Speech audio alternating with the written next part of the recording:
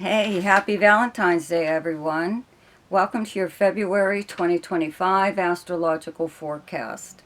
Two planets turn direct, thankfully, this month. Okay, Jupiter turns direct on the 4th in Gemini, and on the 23rd, Mars in Cancer turns direct. Okay, the month starts off, of course, with the Sun in Aquarius up until the 18th when it moves into Pisces. Also, though, on the 4th, Venus moves into Aries and is there the whole month. Okay, leaving Pisces. First 3 days, it's still in Pisces. On the 12th, there's a full moon in Leo. On the 14th, Mercury enters Pisces. Okay, and then again on the 18th, the Sun enters Pisces. And on the 27th, there's a new moon in Pisces. Okay. A special shout out and thank you to my subscribers. Thank you for commenting and sharing and liking my videos. If you're new to my channel and you like this video, be sure to subscribe and check out the links below in the description box. There is one to my website, but it is easier to just email me at the address below to ask me whatever it is you would like to know. Okay, and also don't forget to check out my weekly forecasts, which are now daily shorts. Now for your forecast. Hi, Leo. So, big news for you is there's a full moon in your sign on the 12th. Okay, right now the sun is in your opposite sign of Aquarius up until the 18th, and Mercury is in Aquarius up until the 14th, and Pluto is in Aquarius for like the next 20 years, okay, in your 7th house. That's where you have the sign of Aquarius. It's directly across from your first house of Leo. And the 7th house is your partnerships, your close relationships, whether they're business, romantic, or friendship. Also the house of arrangements and agreements and competition and open enemies. So you may have noticed a little bit within one of your close relationships, especially since Pluto moved here. It will take a while to kick in, but you may have noticed, though, that someone getting a little pushy with you, a little bit bossy, trying to tell you what to do or whatever, and expecting you to comply, actually, okay? And this could be, again, in business or romantic or even a friend.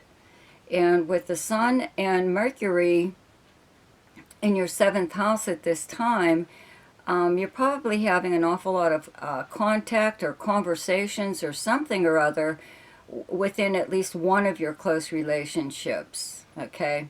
If it's in business, this is the house of arrangements and agreements. So if you wanted to change something, this would be the time to do it. This is also the house of consultants, professional consultants, and even lawyers. And a lot of times people get contracts drawn up, from a lawyer and discuss it more or less. So it could be something like that. It could be a handshake deal, whatever. It could just be in the talking stages. And as far as romance or friendship goes, that could be anything, but it could be, though, that someone is just like really, I don't know, in a way, not really taking over your life, but just trying to tell you what to do with your life. And the thing is Aquarius, sorry, is your opposite sign. So at this time, it's opposing whatever planets you have in Leo. And it's like an opposition, a test of wills of energies, especially the sun against sun opposed sun, okay? So it makes you feel depleted. Your energy, the sun is your life force, and if it's being opposed by like 3 planets off and on, whenever, it does make you feel, depleted and tired, possibly, and usually what it is you may feel ineffective with whatever it is you're trying to do. And the best thing to do, which usually comes along anyways, common sense, is to wait for a better time to make your move or do something or change something or whatever, So that's all you do, is you just write it out. You know, you can ignore whatever. Around that full moon, though, I doubt if you will. Full moon on the 12th in your first house of personality and self. You'll put a stop to whatever you feel someone is trying to do. You know, it might not even be tangible yet, but you just are getting an inkling that someone is trying to control your life. And somewhere down the ways, I'm sure they'll try again. You know, but for now, this is the time to stop it. That's what a full moon is for, is to bring a problem to the surface where it can be dealt with and done away with. And so that person knows never to do that again, but even though they may try again sometime in the future. Okay? So then, on the 4th, though, Venus moves into Aries, a fellow fire sign, in your 9th house where you have the sign of Aries. 9th house, long-distance travel, foreign countries, people, languages, the house of adventure, higher learning, media and publishing, legal matters, many, many things. Okay, so you've got a very nice aspect from Venus to your planets in Leo. You may even have more contact with people who live at a distance or are from another country. And this could even happen like on social media. So you don't necessarily have to be on the phone with them or anything. For some reason or other, you may notice that you're having more contact with foreigners or whatever. Or this being the house of adventure, something far more interesting that you've been into lately. Okay, a lot of things coming up to interest you in some way or other. Then, let's see, also on the 4th, Jupiter in Gemini turns direct. Okay, you have Gemini in your 11th house of friends and acquaintances, where you would normally go to hang out, socializing in person or online, any group or organization that you belong to, and also the house of dreams, hopes, and wishes. So having Jupiter here does bring new people into your life, new friends, friendships, new places to go, you know, a new hangout that's kind of like on a Cheers level where everybody knows your name, okay? Something like that. But also new opportunities, this being the house of dreams, hopes, and wishes, this is the time to really pursue some kind of goal that you've had, a dream that you've always had, always wanted to do, okay? It might have slowed down in this area when planets are retrograde.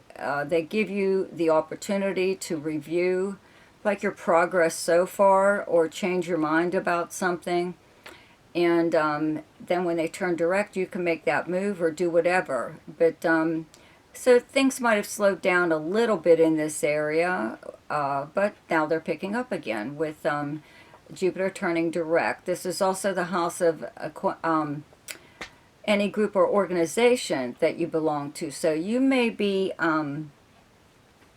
surprisingly like put in the position of overseeing a group or organization that you never even pursued the position, you know, but it seems like they want you to be part of. It could even be a new group, something that's forming. So, but they want you in there somewhere in a leadership position. Okay. Then, let's see here. On the 14th, Mercury moves into Pisces. On the 18th, the Sun moves into Pisces. And on the 27th, there's a new moon in Pisces in your, let's see here, 8th house. That's where you have the sign of Pisces. 8th house being a money house. It's other people's money and resources. It's also jointly held property and jointly held debt. But it is jointly held bank accounts, credit cards, all kinds of stuff. But this is also the house of passive money, meaning money coming to you through means other than earning it, such as winning. This is prize money, money from an insurance payout or a legal settlement or a refund of some kind. It could be, it's tax season in America, and IRS, or they're doing tax refunds now. And it's, you know, it's just some, it's the house of legacies and inheritances also. So you also have Saturn and Neptune transiting here at the same time.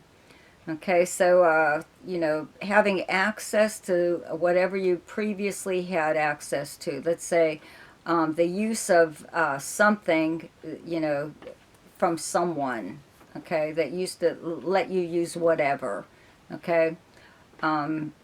When Saturn entered this area, that kind of dried up, okay. And also having Neptune here, I've mentioned many, many times, if you've listened to any of my videos, that you have to watch out for identity theft with both of these planets here, or something being wrong, you know, with your bills, you know, your statements. Always check your bank statements and credit cards, things like that. Make sure you're not getting charged for something you didn't, you know, sign up for. Same thing with insurance. If you're paying for health insurance especially, make sure you're not paying for some add-on that you did not ask for. Stuff like that. Just keep an eye on your money. But the new moon here does bring a new beginning in this area. This is also the house of death and rebirth, okay? Meaning a part of you may possibly die off at this time, and all that means is maybe like a bad habit. You decide to give up a bad habit and take up something else, okay, to replace it, like a better habit, okay, a change of some kind. It could even be in your attitude, your lifestyle, anything. Especially with Saturn here, this may have been kind of forced on you in a way. You've had to make do with whatever it is that you have, okay. But, you know, again, the new moon here will, like, start fresh in a way. And also, Saturn and Neptune will shortly be moving into Aries for just a couple months, okay, like over the next few months. And then it will move back here into Pisces so it can finish up its transit here. Then it will fully move into Aries, I believe, next year. Okay, so you won't be having these problems with credit or bank loans or anything like that, or just trying to get money that's yours possibly, that you have to, that whomever is making you jump through hoops, you know, to get that money. These things will be gone. So this is like a new start, starting on the 27th with the new moon here. I would have to say that a lot of things begin in this area on the, like, they're on the up and up, looking up. Things are looking up. Okay, on the 23rd, Mars in Cancer turns direct. Okay, you have Cancer on your 12th house. This is the house of behind-the-scenes activities by you or someone else, secrets and confidences. It's the subconscious mind. It's your dreams. It's solitude. It's the house of charity, the house of confinement. Having Mars here, Mars has been going back and forth between your sign and Cancer, from your 12th house to your 1st house, back and forth, back and forth. So now that it's direct, it's moving forward into your sign again eventually. So a lot of times when Mars is in the 12th house there, that whole activities behind the scenes by you or someone else could be someone else acting behind the scenes, like against you, in a way where they are undermining you. Okay, and this is usually a so-called friend. But you're usually aware of it, or you suspect it. So it's not, doesn't come as a big surprise. Okay. So you could, you know, you could be very popular right now, having Jupiter in your 11th house among your friends and new people, again, coming into your life, want to meet you, all kinds of stuff. You know, they're seeking you out. So there could be someone within your friend group that is jealous of you, envious. Okay, so you just want to keep that in mind, because they're again trying to undermine you. And then when Mars moves into your 1st house, you kind of like take care of it.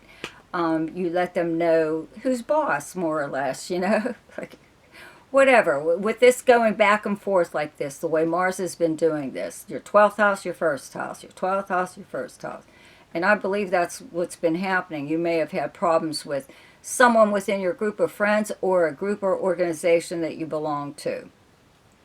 Okay, that you put them in their place when Mars is in your first house in Leo, and then it would move back to Cancer and they'd try it again. Okay, well, that will be done.